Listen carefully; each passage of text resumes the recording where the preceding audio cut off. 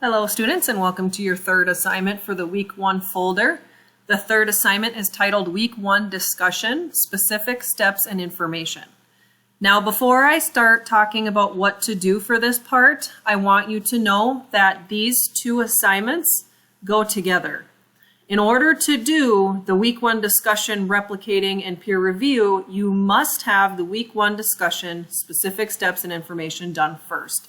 So it's important that you do the third assignment before you do the fourth assignment. Now this assignment is a discussion, so it will be posted where other students can see your work. And in order to enter and read the instructions for this assignment, you have to click on the Week 1 discussion, specific steps and information. That title link, and that will bring you into this piece here.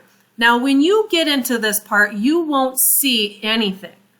I am able to see this, A, because I have a teacher view, and B, because I've made a thread.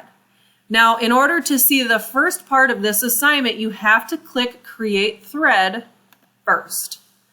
And that will bring you to the very first part of this assignment.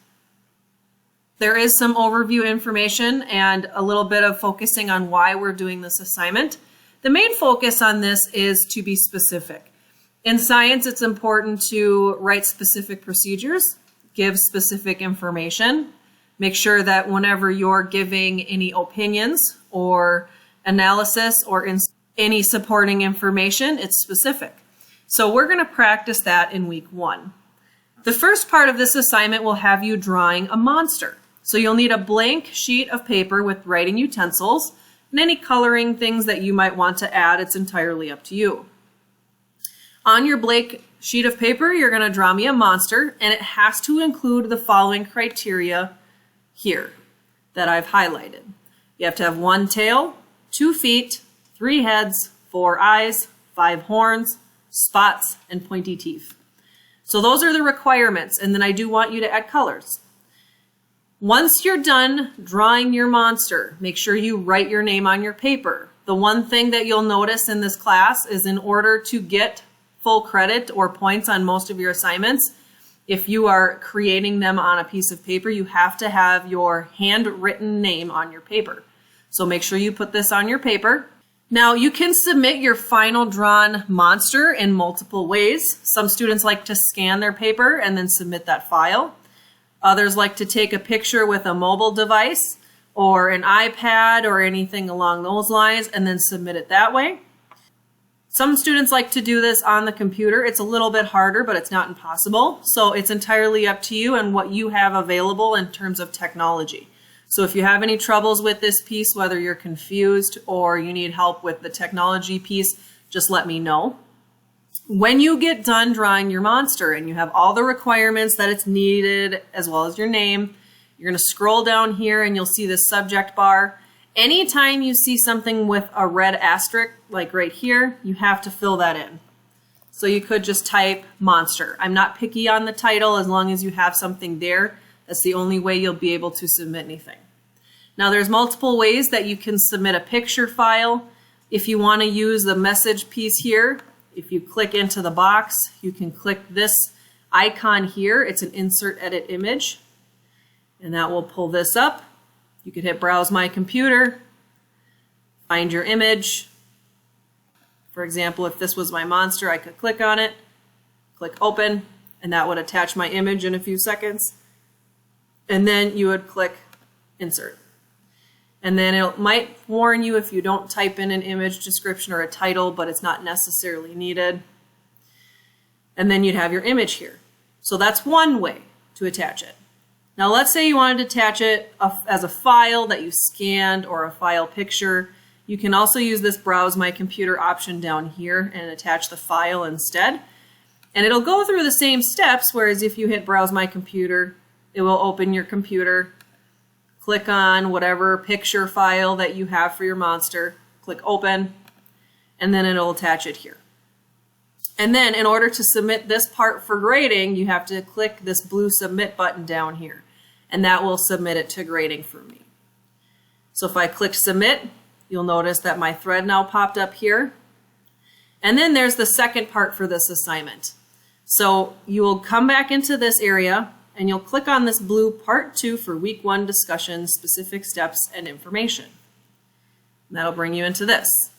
So these instructions go over Part 2 on how to complete the last part of this third assignment. So make sure you read this whole thing first, but of course you can also follow the instructions according to this video. You don't want to throw your monster away. We are going to be using it again and then for the last assignment in Week 1 as well. So when you're ready, you want to click on 2 students' monsters that have been submitted. If there's not 2 there, you have to come back later. But you need to have a minimum of 2 other students' monsters that they've created. And then on the back of your sheet of paper, you can draw on it or write on it. You can type a Word document, however it is that you want to document this information. But what you're going to do is looking at those 2 students' monsters, I want you to take notes and look at differences or similarities. How is their monster similar to yours? How is their monster different from yours? Now, this isn't a short piece. This is a longer piece. I'm looking for specifics. Again, it's titled Specific Steps and Information. So where are their horns located? Are there color differences? Spots locations?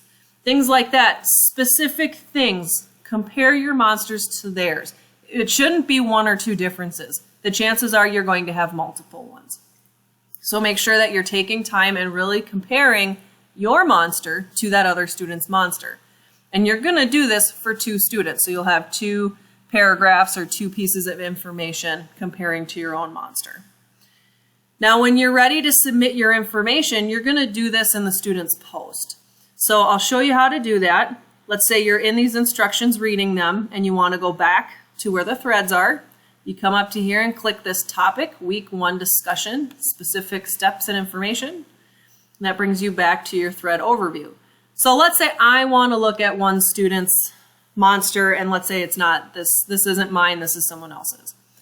In order to get into their thread, I would click this monster thread title. That would bring me into their work. I would look at this, and then to submit my comments comparing my monster to theirs, I will use this blue reply button underneath their post.